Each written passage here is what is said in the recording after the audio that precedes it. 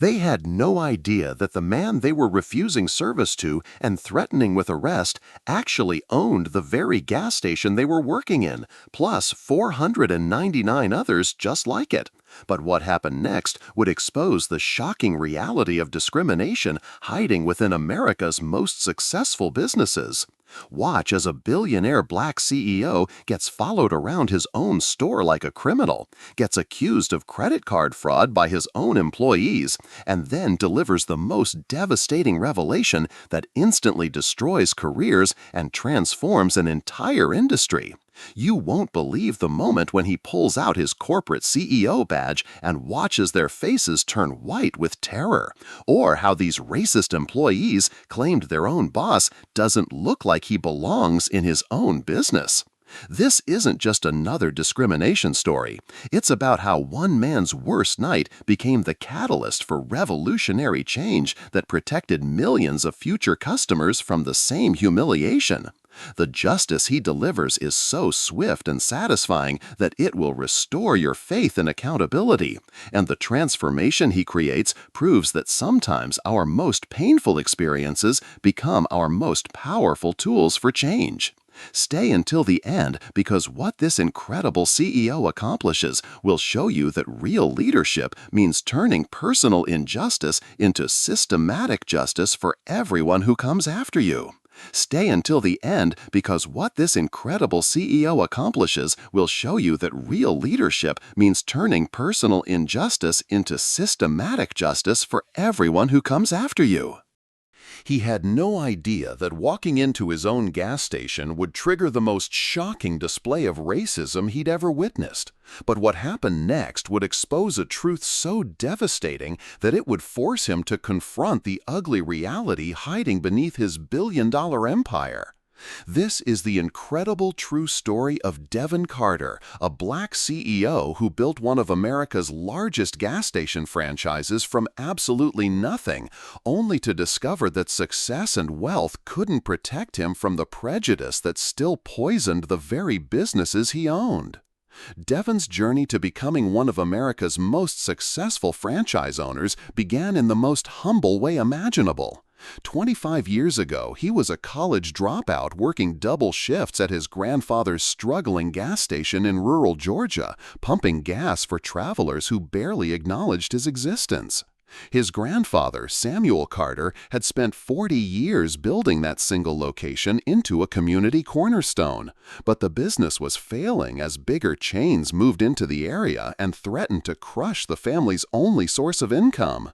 Most people would have given up, sold the property, and walked away. But Devon saw something different when he looked at that weathered gas station with its faded signs and outdated equipment. He saw potential, opportunity, and most importantly, he saw a chance to prove that determination could overcome any obstacle.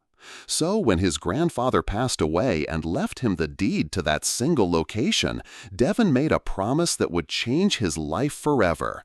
He would not only save the family business, but transform it into something extraordinary. The transformation wasn't easy or quick.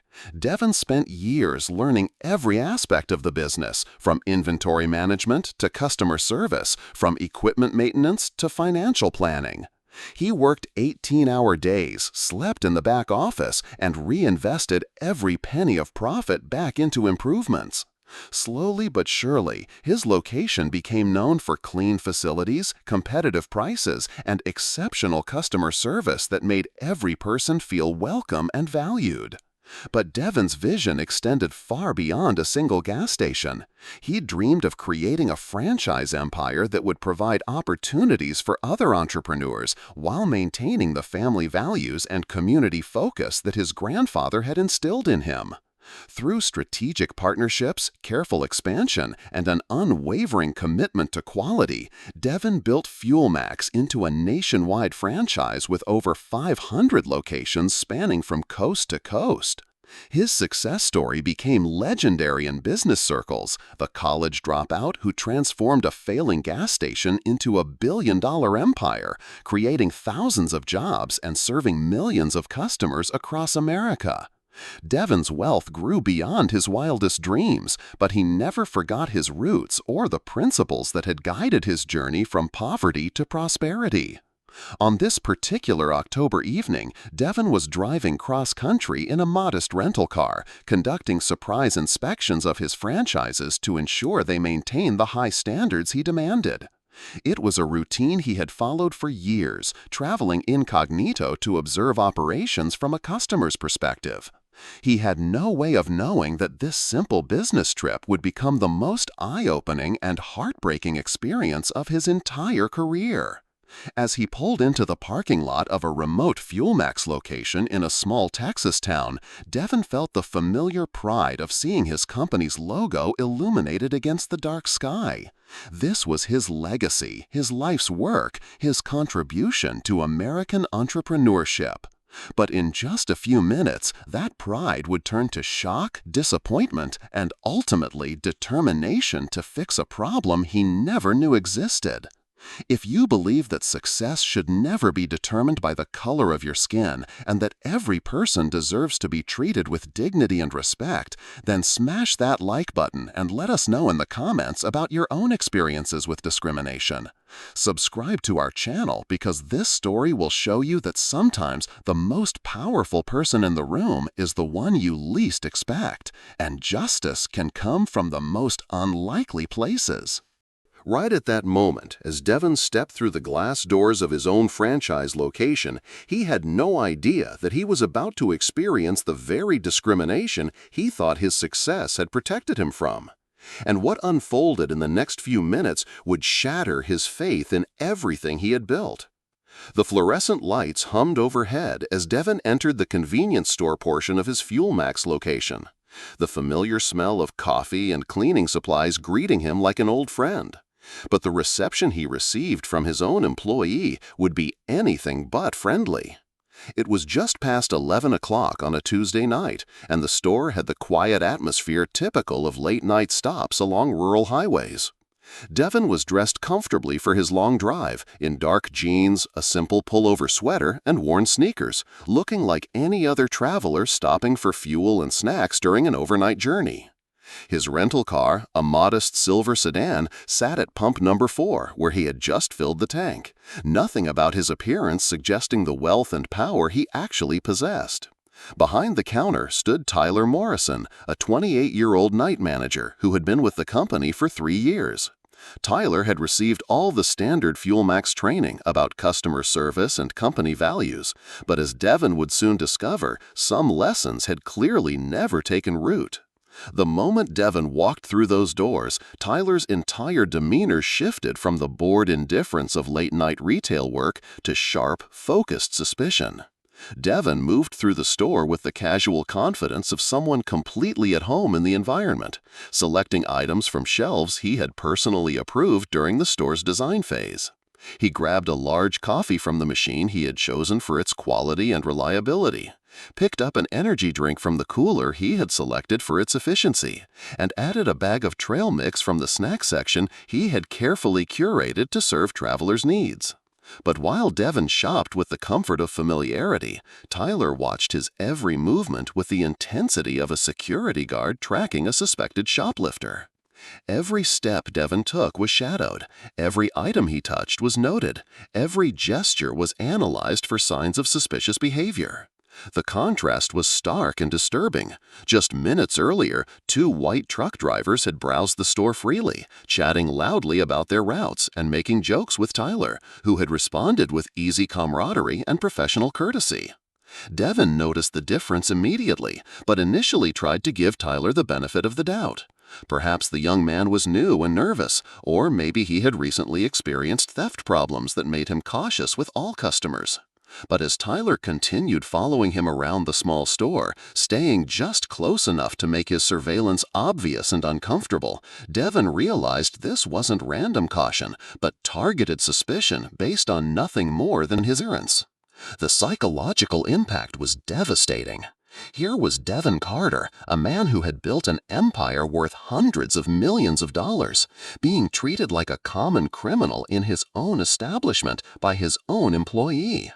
The irony was so complete and so painful that Devon felt a familiar ache in his chest, the same feeling he had experienced as a young man, when store clerks followed him through shops, when teachers assumed he wasn't college material, when potential investors dismissed his business plans without serious consideration.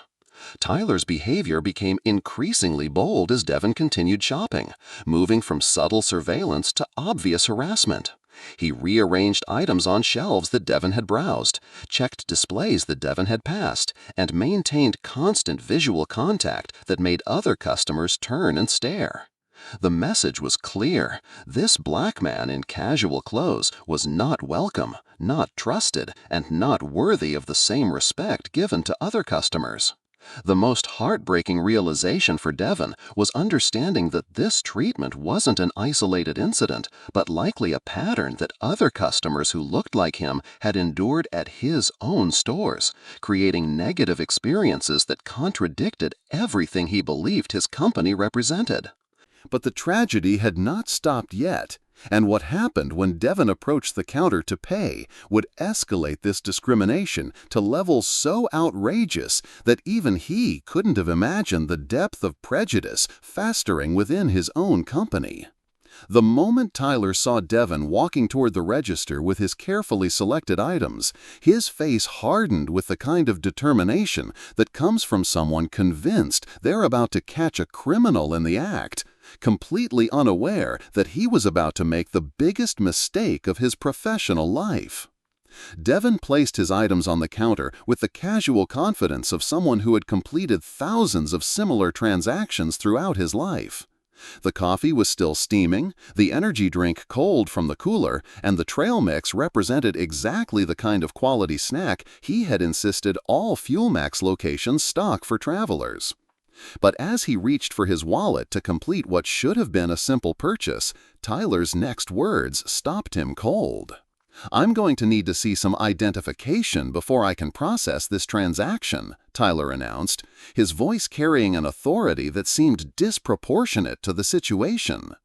His tone wasn't the polite request of standard protocol, but the suspicious demand of someone who had already decided his customer was guilty of something. Devon paused, genuinely confused by the request. "Identification? I'm just buying coffee and snacks with my credit card. Why do you need my ID?" His question was reasonable and calm, but Tyler's response revealed the ugly truth behind his demands.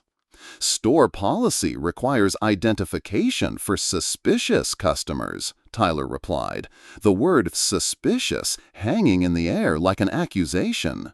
"We've had problems with fraud and theft, so I need to verify your identity before accepting any form of payment." The explanation would have been laughable if it weren't so insulting.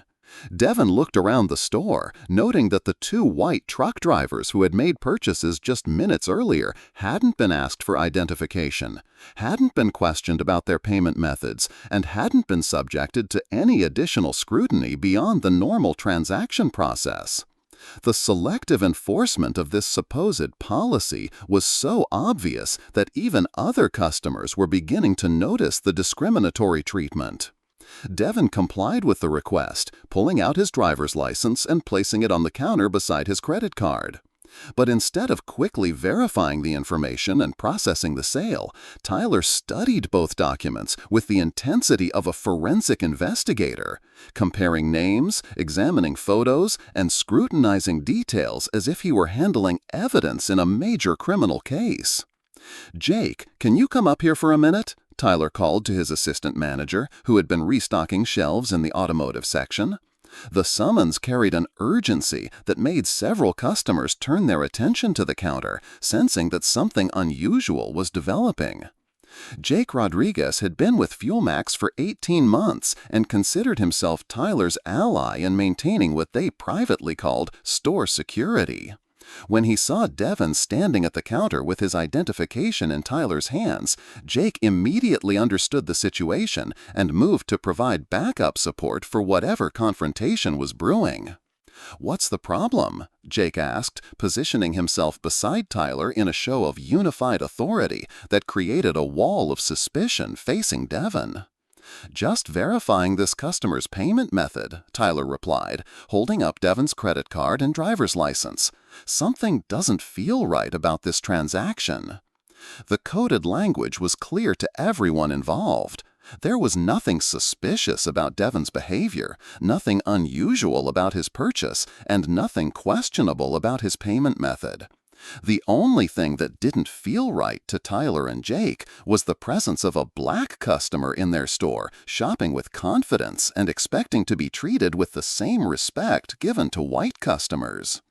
Devon felt his patience beginning to wear thin as he watched his own employees turn a simple purchase into an interrogation based on nothing more than racial profiling and prejudice. No one expected what happened next would push this discrimination to such an extreme level that even Devon, who had faced prejudice his entire life, would be shocked by the depths of hatred hiding within his own business empire. As Tyler and Jake huddled together behind the counter, examining Devon's perfectly legitimate identification and credit card with the suspicious intensity of detectives investigating a major crime, the situation was about to cross a line that would change everything forever.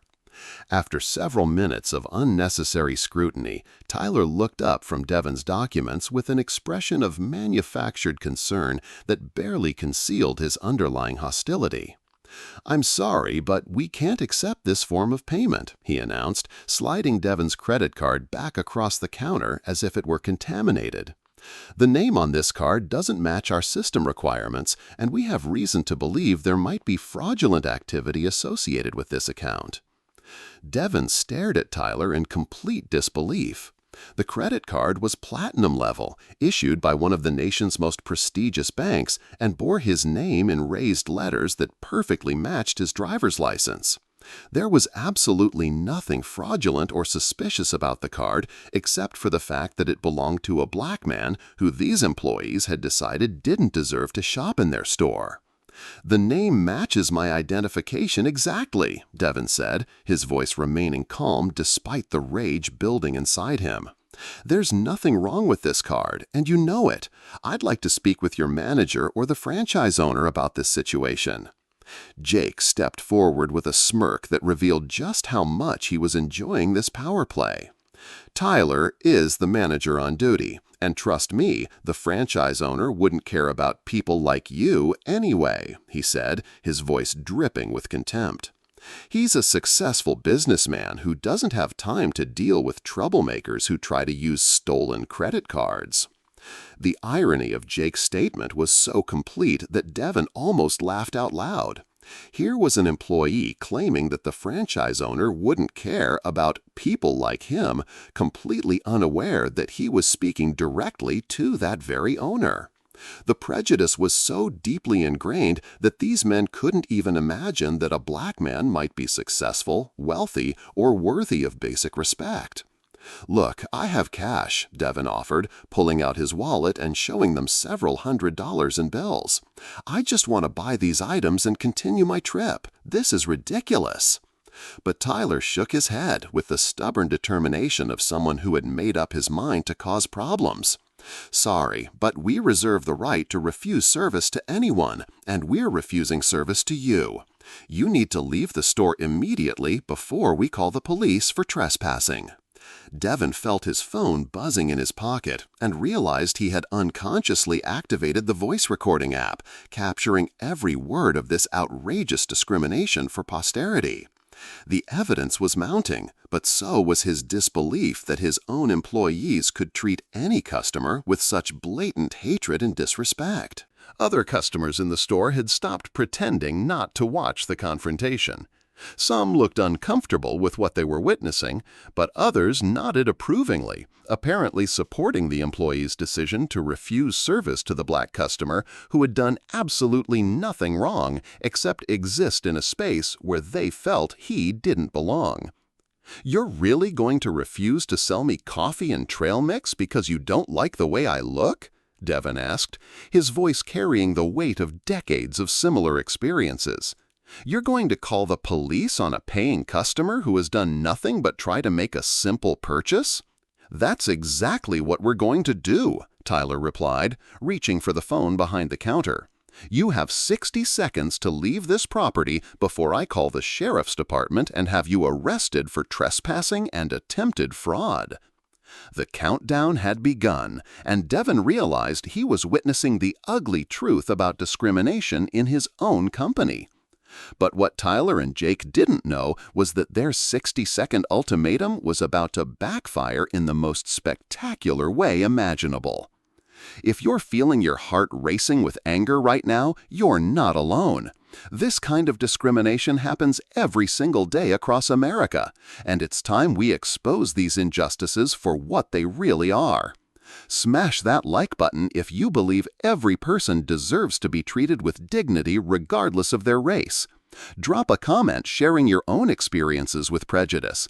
And subscribe to our channel because what Devon reveals next will deliver the most satisfying justice you've ever seen and prove that sometimes karma works in the most incredible ways. Right at that moment, as Tyler's hand hovered over the phone ready to call police on the very man who had created his job and built the empire that paid his salary, Devon made a decision that would transform this moment of discrimination into the most shocking revelation in retail history. What these employees were about to discover would not only destroy their careers instantly, but expose the devastating irony that sometimes the most powerful person in the room is the one you least expect, and prejudice can blind you to truths that are hiding in plain sight. Devon looked at Tyler and Jake standing behind the counter with their smug expressions of authority, completely confident in their power to humiliate and reject him. The 60-second countdown was ticking away, but instead of leaving as they expected, Devon reached into his messenger bag with the calm precision of someone who held cards they had never even imagined existed. The entire store seemed to hold its breath as customers sensed that something monumental was about to happen. "You know what, gentlemen?" Devon said, his voice taking on a tone that was both calm and commanding, causing several people to stop what they were doing and pay closer attention. "Before you make that phone call, I think there's something you should probably know about this situation." Tyler paused with his hand still on the phone, confused by Devon's sudden shift in demeanor. Just moments before, he had been dealing with what he assumed was a frustrated customer trying to argue his way out of being caught with fraudulent payment methods. But now there was something different about Devon's presence, an authority and confidence that didn't match Tyler's preconceived notions about who this man was supposed to be. Devon slowly withdrew a leather portfolio from his bag, the kind that executives carry to board meetings and high-level business negotiations.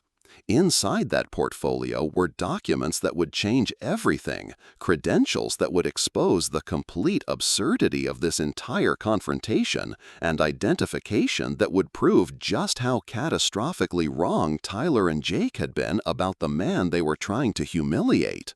"Since you're so concerned about fraud and identity verification," Devon continued, opening the portfolio with deliberate precision, "let me show you some identification that might clear up any confusion about who I am and whether I belong in this store." Jake rolled his eyes, clearly assuming this was some desperate attempt to produce fake credentials or talk his way out of the situation. "Look, buddy, whatever fake IDs or phony business cards you've got in there aren't going to change anything. We've already made our decision, and you need to leave now." But Devon's response would haunt Jake for the rest of his life.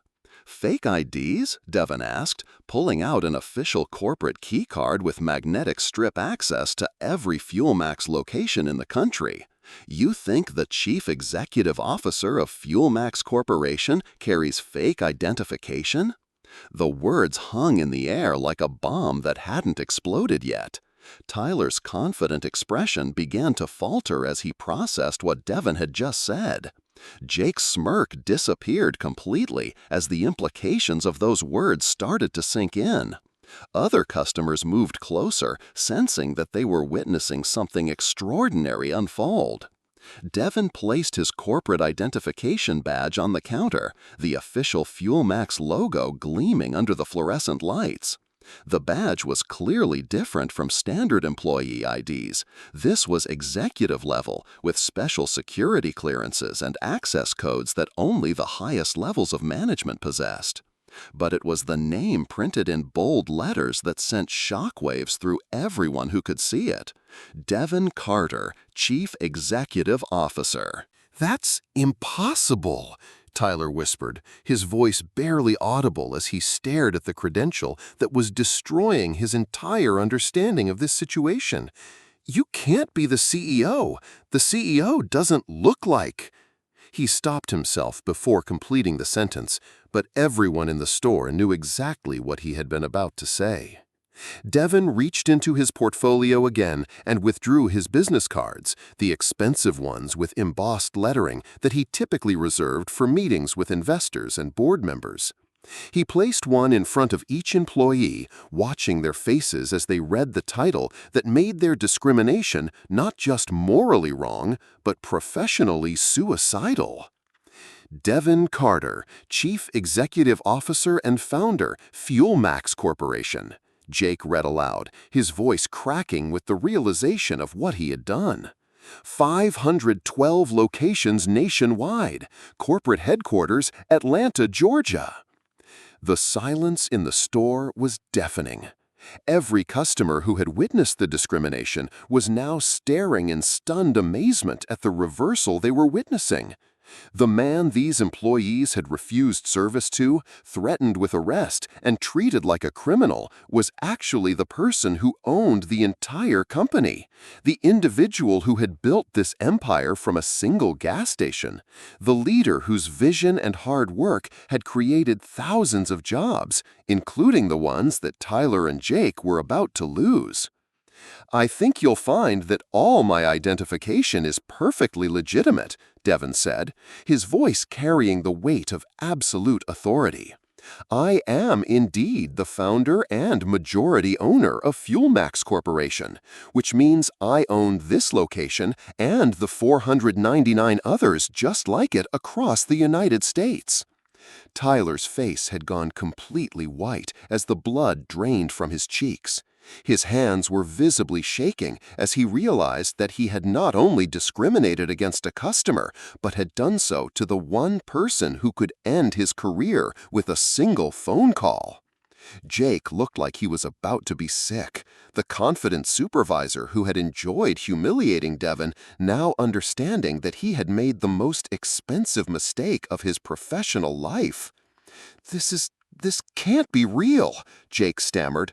But the evidence was undeniable.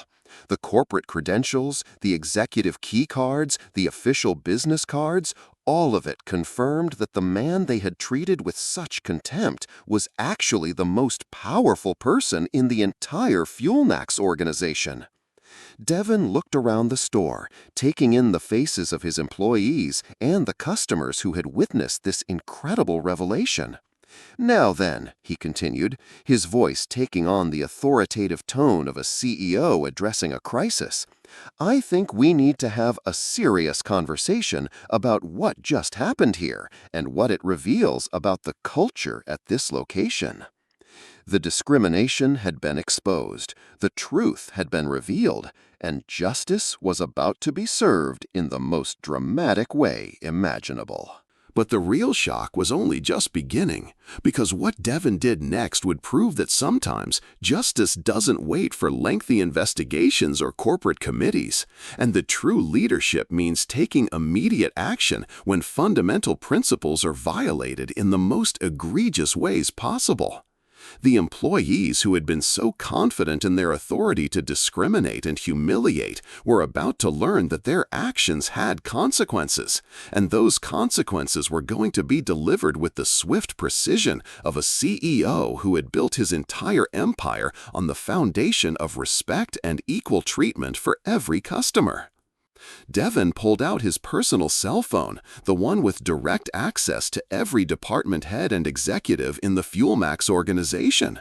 The store remained frozen in stunned silence as he scrolled through his contacts, his movements deliberate and purposeful, while Tyler and Jake watched in growing horror, finally understanding that their fate was literally in the hands of the man they had just tried to have arrested for the crime of being black in their store. "Maria, it's Devon," he said into the phone, his voice carrying across the eerily quiet convenience store. Maria Gonzalez was FuelMax's chief human resources officer, a woman Devon had personally recruited from a Fortune 500 company specifically because of her expertise in workplace discrimination issues and her commitment to creating inclusive environments. "I need you to initiate immediate termination procedures for 2 employees at location 473 in Millbrook, Texas. Yes, I'm serious, and yes, it needs to be effective immediately." The words hit Tyler and Jake like physical blows. Tyler actually gasped audibly, his hand flying to his chest as the reality of losing his 3-year career with the company sank in. Jake's confident demeanor completely evaporated as he realized that his 18 months of employment, his supervisory position, and his future in retail management were all disappearing in real time while customers and coworkers witnessed his professional destruction. Devon continued his conversation with Maria, providing employee identification numbers that he had memorized from the personnel files he regularly reviewed as part of his hands-on management approach. The other customers listened in fascination and growing understanding as they witnessed corporate justice being delivered at ground level, watching a CEO take personal responsibility for problems in his organization rather than hiding behind lawyers and public relations teams. The reasons for termination include blatant violation of company anti-discrimination policies, refusal to provide service based on racial profiling, creation of a hostile environment for customers, and bringing discredit to the FuelMax brand through prejudicial behavior, Devon explained to Maria, his voice never wavering from its professional tone. "I have audio recordings of the entire incident, multiple witnesses to their conduct, and security camera footage that will document everything that happened here tonight." As Devon spoke, other employees in the store began to understand the magnitude of what was unfolding. The part-time cashier who had been restocking cigarettes behind the counter looked terrified, wondering if she would be held responsible for not intervening in the discrimination. The maintenance worker who had been cleaning the restrooms emerged to see what was happening and immediately recognized that he was witnessing something that would be talked about in company training sessions for years to come. Tyler made one desperate attempt to save his career, approaching Devon with trembling hands and tear-filled eyes. "Mr. Carter, sir, please, I had no idea who you were. If I had known you were the CEO, I never would have." But Devon cut him off with a raised hand and a look that could have frozen fire. "That's exactly the problem, Tyler," Devon said, his voice carrying the weight of every person who had ever been discriminated against in similar circumstances. "Your treatment of me should not have depended on who I was or what position I held. Every customer who walks through these doors deserves the same respect and dignity, whether they're a CEO or a college student buying gas with their last $20. Jake tried a different approach, appealing to what he thought might be Devon's business interests. "Sir, we were just trying to protect your store from fraud and theft. We've had problems with suspicious customers before, and we thought we were doing the right thing for the company." Devon's response revealed the depth of his disappointment and anger. "Suspicious customers? Jake, the only thing suspicious about me was the color of my skin in your minds. I walked into this store, selected merchandise, attempted to pay with valid identification and legitimate payment methods, and you treated me like a criminal. There was nothing suspicious about my behavior except that it didn't match your prejudiced expectations of what a black customer should be allowed to do." Devon then made a second phone call, this one to the district manager responsible for overseeing this location. "Robert, it's Devon. I need you to drive out to the Millbrook location immediately for an emergency assessment. We have a serious discrimination problem that requires immediate intervention and a complete review of hiring and training practices at this site." While waiting for the district manager's arrival, Devon began reviewing the store's security camera system, accessing footage that would provide undeniable evidence of the discriminatory treatment he had received. The cameras had captured everything: Tyler following him around the store, the differential treatment compared to white customers, the refusal of service, and the threats of police intervention. But perhaps the most damning evidence was what Devon discovered when he accessed the location's customer complaint database. This wasn't an isolated incident. There were multiple complaints from minority customers about poor treatment, discriminatory behavior, and hostile service at this location. The pattern of prejudice had been building for months, and Tyler and Jake's actions tonight were just the most extreme example of a culture that had been allowed to fester unchecked. The swift justice was both necessary and devastating, proving that discrimination would not be tolerated at any level of the FuelMax organization, regardless of the personal or professional consequences for those who chose hatred over humanity. No one expected what happened next would transform not just one gas station, but an entire industry's approach to discrimination, proving that sometimes the most powerful changes come from the most painful experiences. And the true leadership means turning personal injustice into systematic justice for everyone who comes after you. What Devon implemented over the following months would revolutionize not just FuelMax's operations, but create a new standard for how retail businesses across America address unconscious bias and racial profiling in their day-to-day operations. Within 48 hours of the Millbrook incident, Devon had called an emergency meeting of FuelMax's entire executive team at corporate headquarters in Atlanta. The discrimination he had experienced wasn't just a local problem requiring local solutions, it was a systematic failure that demanded comprehensive reform across all 512 locations nationwide. Devon understood that if this level of prejudice could exist at one of his franchises, it was likely festering at others, creating hostile environments for minority customers who deserved better from a company built on principles of equality and respect. Devon's first major initiative was the implementation of what became known as the Respect Initiative, a comprehensive anti-discrimination program that would become the gold standard for retail franchise operations across the United States. But this wasn't typical corporate sensitivity training that employees endure and forget. Devon invested over $3 million in creating an immersive experience that used cutting-edge virtual reality technology to put every FuelMax employee in the shoes of customers who face discrimination based on race, ethnicity, religion, or economic status.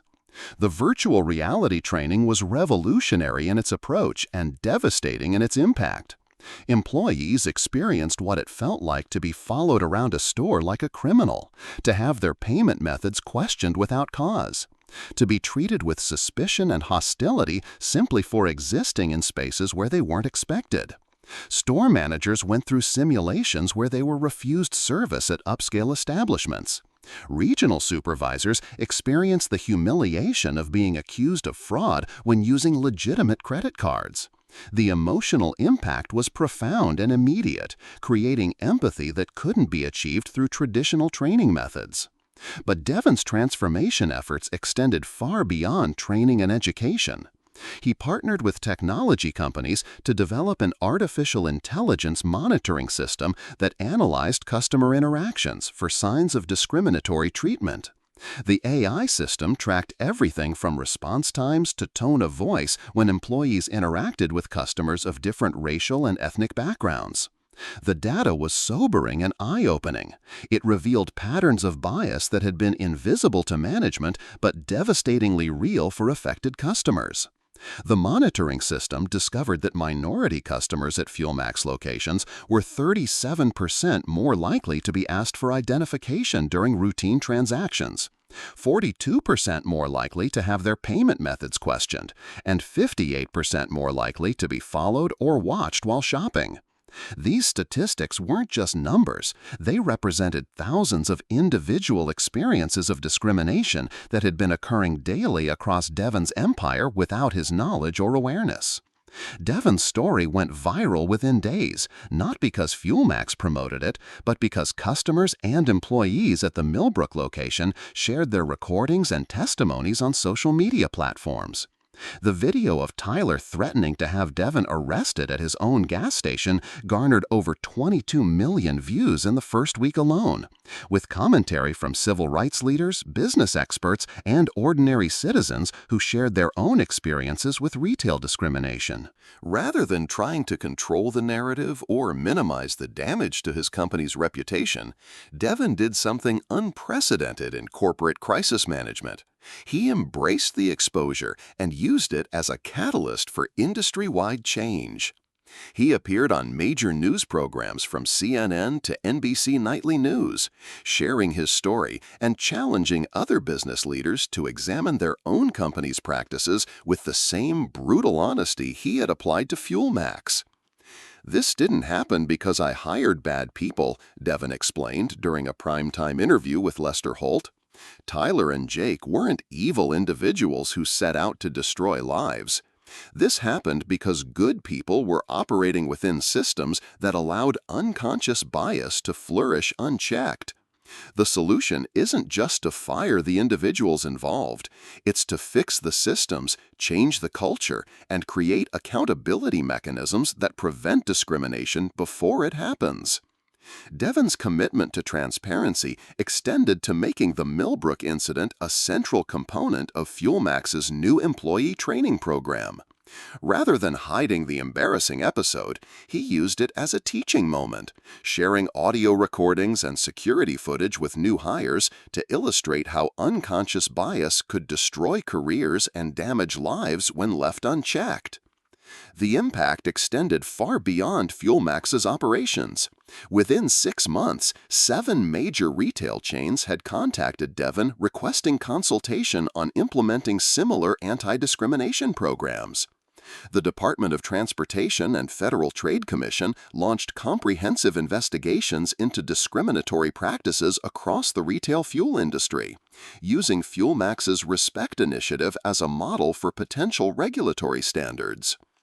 Tyler Morrison and Jake Rodriguez became cautionary tales within the industry, their terminations serving as stark reminders that discrimination would no longer be tolerated or overlooked. But Devon also used their cases constructively, incorporating their stories into training sessions to illustrate how prejudice could derail careers and lives when individuals failed to recognize and address their own biases. The most innovative aspect of Devon's transformation was the creation of the Dignity Assurance Program, which gave customers multiple channels to report discriminatory treatment in real time. Customers could use a smartphone app to immediately alert corporate management to problematic interactions, triggering immediate intervention and investigation protocols that ensured swift resolution of discrimination complaints. The transformation of FuelMax became a Harvard Business School case study, taught in corporate leadership programs around the world as an example of how companies can turn crisis into opportunity while creating meaningful social change that extends far beyond their immediate business interests. Right at that moment, 6 months after the night that changed everything, Devon found himself driving through the same small Texas town on another cross-country business trip. But this time, he wasn't just conducting a routine inspection. He was returning to witness the transformation he had fought so hard to create, and to see if real change could truly take root in the place where his faith in humanity had been tested like never before. What he discovered during this return visit would prove that sometimes the most powerful victories aren't measured in profits or policies, but in the simple dignity of human interactions that restore our belief in the possibility of genuine change.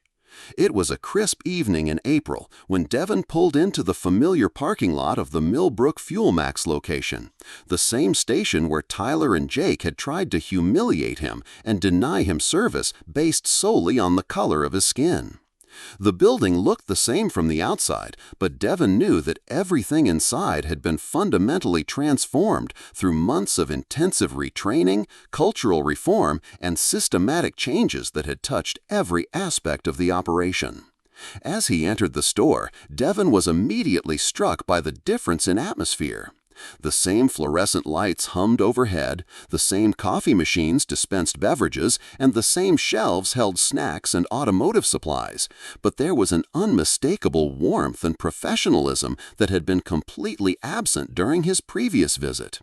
Behind the counter stood the new night manager, Angela Washington, a young black woman who had been promoted through FuelMax's new diversity advancement program. "Good evening, sir. Welcome to FuelMax," Angela greeted him with genuine warmth and professionalism, her smile reflecting the kind of authentic customer service that Devon had always envisioned for his company. "Is there anything I can help you find tonight?" Her tone carried none of the suspicion or hostility that had characterized his previous experience, just the respectful courtesy that every customer deserved, regardless of their appearance or background. Devon moved through the store with a mixture of curiosity and hope, observing how the new staff interacted with customers of all backgrounds. A young Latino construction worker purchasing energy drinks received the same friendly service as an elderly white woman buying lottery tickets. A group of black teenagers selecting snacks for a road trip were treated with patience and respect rather than suspicious surveillance. Every interaction reflected the cultural transformation that Devon had worked so tirelessly to implement. But the most powerful moment came when Devon witnessed an interaction that brought tears to his eyes and validated every dollar spent, every policy implemented, and every difficult conversation endured during the transformation process. A young black college student, probably around 20 years old, entered the store wearing a rumpled hoodie and carrying textbooks, clearly studying during a late-night road trip home from university. The student seemed nervous and uncertain as he browsed the aisles, perhaps remembering his own experiences with discrimination at similar establishments. But instead of being followed with suspicion or treated as a potential threat, he was approached by assistant manager Carlos Rivera, one of the employees who had gone through the comprehensive Respect Initiative training program. "Hey there, how's it going?" Carlos asked with genuine friendliness, noticing the textbooks and study materials. "Looks like you're pulling an all-nighter. We've got fresh coffee if you need some fuel for the road." The interaction was natural and respectful, treating the young man as a valued customer rather than a suspicious presence requiring surveillance. The student's face lit up with surprise and gratitude at being treated with such kindness. "Actually, yeah, that would be great," he replied, his initial wariness melting away as he realized he was in a safe and welcoming environment. "I've been driving for hours and still have a long way to go." Devon watched this interaction with profound emotion, understanding that this was what real change looked like, not just policies on paper or training certificates on walls, but genuine human connections that treated every person with dignity and respect. The young student would leave this store feeling valued and welcome, carrying with him a positive experience that would influence his perception of businesses and society for years to come. Devon approached the counter to make his own purchase, selecting the same items he had tried to buy 6 months earlier: coffee, energy drink, and trail mix. But this time, the transaction proceeded smoothly and professionally, with Angela processing his payment efficiently while engaging in the kind of pleasant conversation that makes customers feel appreciated rather than suspected. "You know," Angela mentioned as she handed him his receipt, "I heard about what happened here before I started working. I just want you to know that we're committed to making sure every customer feels welcome and respected. That's what this company stands for now." Devon smiled, moved by her sincerity and commitment to the values he had fought so hard to instill throughout his organization.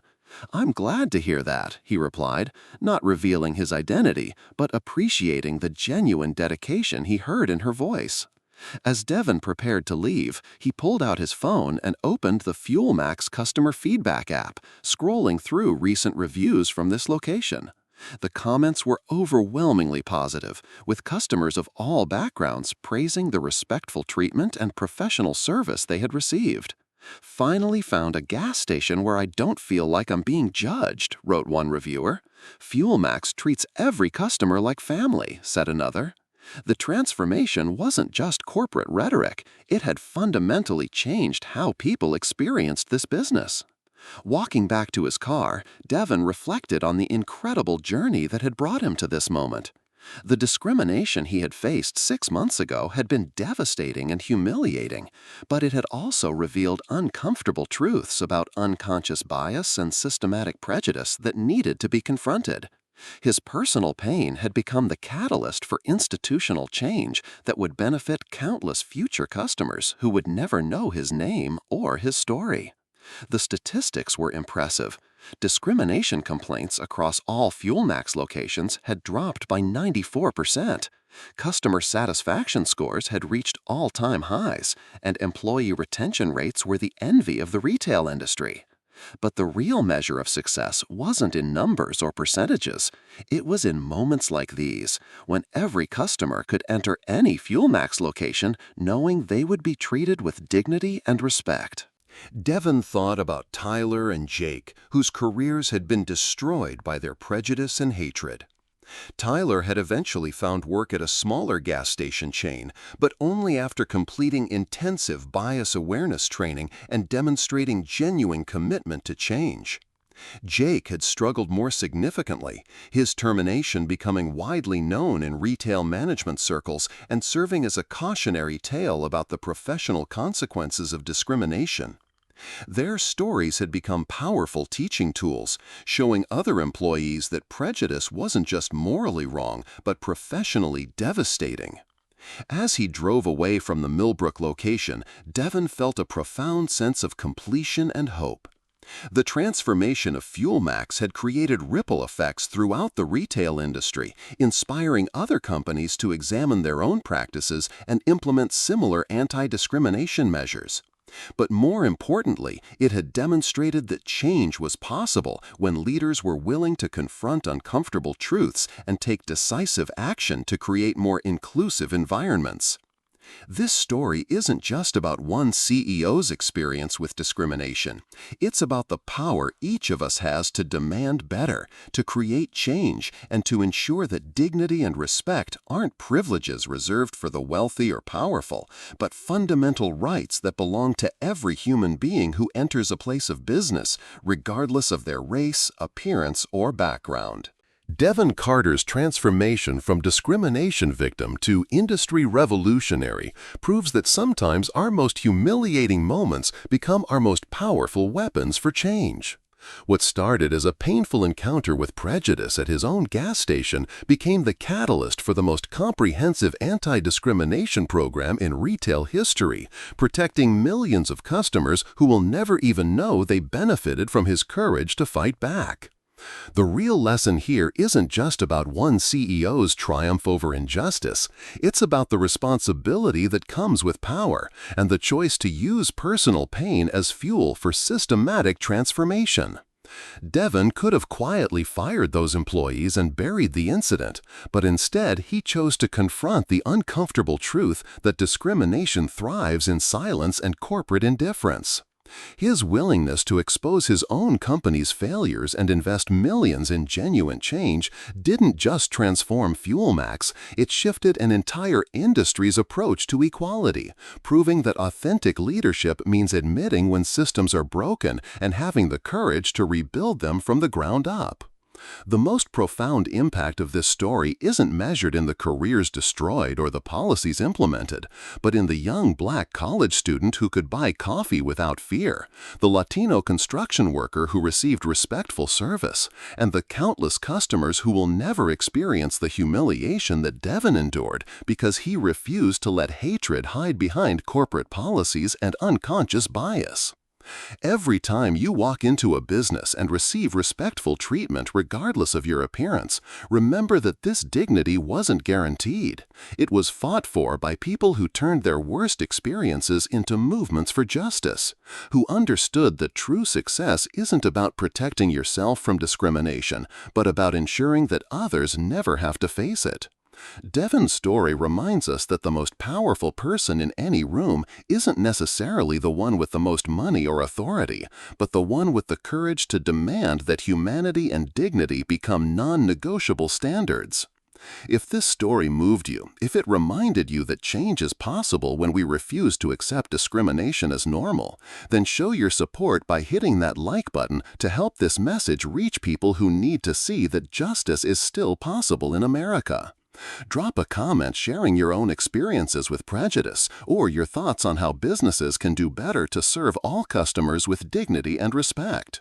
And make sure to subscribe to our channel and hit that notification bell, because we're committed to bringing you more stories of courage, transformation, and triumph that prove humanity's capacity to overcome hatred and create a more equal world. Together, we can ensure that respect and dignity aren't privileges for the few, but rights that belong to everyone who enters any business anywhere in America.